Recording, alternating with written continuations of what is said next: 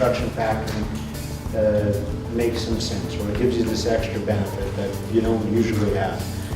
That's not to say that this is, that's all the good stuff. So let's talk about why people are scared of it and why people get screwed in construction factoring fairly often, especially if they don't know what they're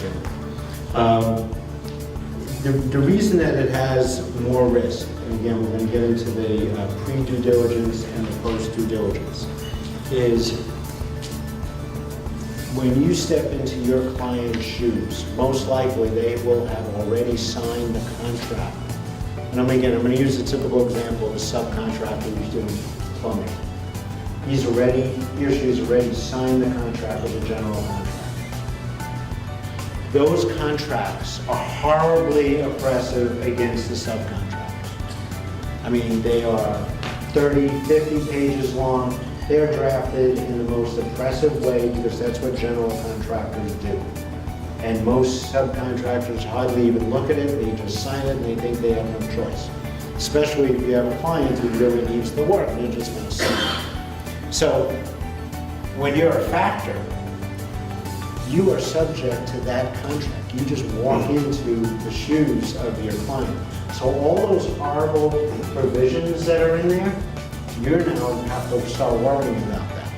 And then when we get to the pre-due diligence, you're going to see why that's so important.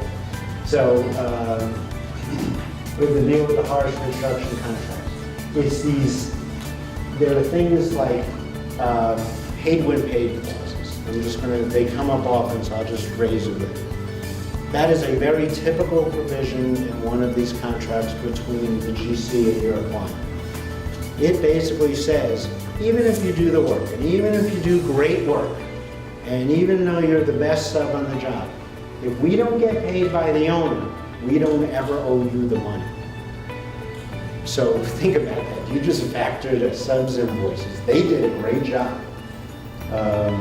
But for some reason, the GC screwed up on some other thing, not the plumbing, but on the electrical, and caused a big fight with the owner. The owner says, you know what, I'm kicking you off the job, GC, and I'm not paying you. That account debtor now has no obligation to pay you. Think about that for a second. So this whole factoring model that we've always had is just completely out the window. If you don't have lien rights or bond rights, you are SOL.